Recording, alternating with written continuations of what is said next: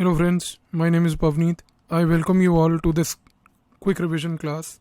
What is this quick revision class concept? It is a concept where I help you to basically revise the information, facts, concepts for the prelims. I also try to give you some new information that you can use in a static subject in the mains exam, so that overall you develop a grasp over the entire subject, and all this power packed session delivered to you in less than 10 minutes. Today we are going to start with modern Indian history. This is the lecture number 1, and in this lecture number 1, we are going to have a brief look of the modern Indian history starting from the decline of the Mughal Empire. Friends, let us first have some basics of the Mughal Empire in mind. The Mughal Empire basically began and started from 1526. It continued all the way up till 1707. The first ruler of the Mughal Empire was basically Babur. The Mughal Empire declined starting from the time of Aurangzeb. It is very important to remember, friends, one thing, that the decline of the Mughal Empire began during the time of Aurangzeb, but the disintegration of the Mughal Empire began to happen after the death of Aurangzeb. I repeat, the decline of the Mughal Empire began during the time of Aurangzeb, friends, but the disintegration of Mughal Empire began after the death of Aurangzeb. Now, keeping this in mind, let us now go further. Let us revise Bahadur Shah today. First question that arises is, who is Bahadur Shah? You know, friends, Aurangzeb basically had 3 sons: Mauzam Khan, Azam Khan, and Kambaksh. These were the 3 princes. Prince Mauzam defeated his brother Azam at a place called Jajau. Jajau is a place near Agra. He then defeated Kambaksh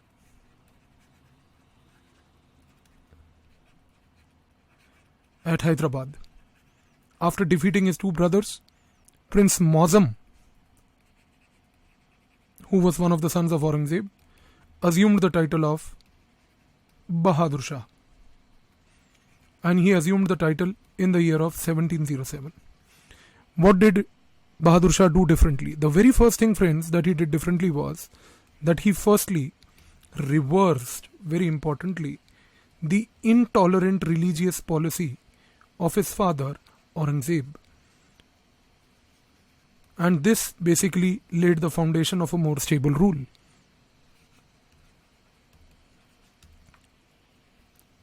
Now, the question that arises is, what was his domestic policy? You know, friends, in the year of 1689, Aurangzeb basically captured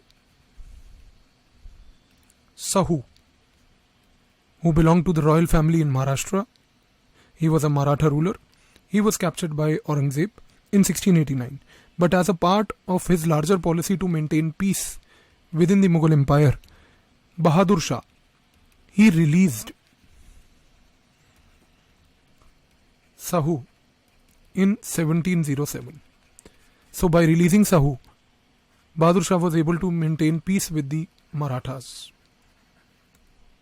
And it is important to remember, friends, that he not only maintained peace with the Marathas, but he also, eventually through his similar policies, able to maintain peace with the Rajputs, the Jats, and the Sikhs. In fact, friends, if you remember the word Maratha alone here, from the word Maratha, remember that R leads to the rise of Rajputs. So, if you remember Marathas, he maintained peace with Rajputs. The J of Rajputs can lead you to Jats, and the S of Jats can lead you to the Sikhs. So, through one word, you can remember these 3 also. Now, the question is, what was his economic policy? It is important to remember, friends, that with his larger objective of maintaining peace, Bahadur Shah often used to give Jagirs and Mansabs to different rulers. But the beauty was, friends, that even though he gave Jagirs and Mansabs to different rulers, he never maintained a record of the same. He never kept it in his diary that to whom did he give a Jagir or a Mansab to. And as a result of which, friends, a very famous historian, Khafi Khan, called Bahadur Shah as Shah-e-Bekhabar. इनको खबर ही नहीं थी कि ये क्या कर रहे हैं और किस किस को मनसब दे रहे हैं, तो इनका एक निक नेम भी रख दिया गया इस तरीके से, शाह-ए-बेखबर. Now the question is friends, what happened after his death? After his death a war of succession began.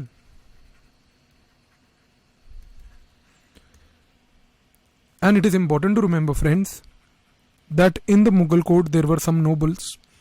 The nobles till now were politically neutral. However, because they realized that Bahadur Shah himself assumed power after a long struggle, and also after his death there was a war of succession, the nobles began to play politics. And when they began to play politics, friends, it is at this time that they began to play an important role in helping a successor ruler. And as they began to play an important role in helping a successor ruler, they began to emerge as kingmakers. Friends, I want you to remember few basic points about these nobles. It is important to remember that these nobles, number one, had no unity. Number two, friends, also these nobles belonged to four broad different factions, and the four broad different factions of these nobles were the Turani nobles was one group, Irani nobles, Afghani nobles, and also, friends, the Hindustani nobles. There were three important nobles whom we need to remember. They were Zulfikar Khan,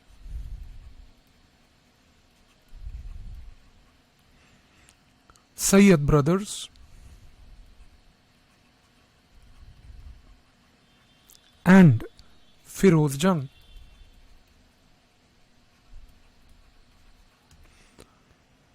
These three nobles come at different point of times, and they play different roles in basically assisting the kings to emerge as successive rulers, and they have been rightly known as kingmakers. So after the death of Bahadur Shah, friends, as there a war of succession began, because of this war of succession that began at the end of the death of Bahadur Shah, he was succeeded by Jahandar Shah. And friends, don't forget that Jahandar Shah was basically assisted by a noble by the name of Zulfikar Khan. So I hope we were able to quickly revise the concept of Bahadur Shah. In a subsequent video, we'll also move on and talk about Jahandar Shah. Thank you.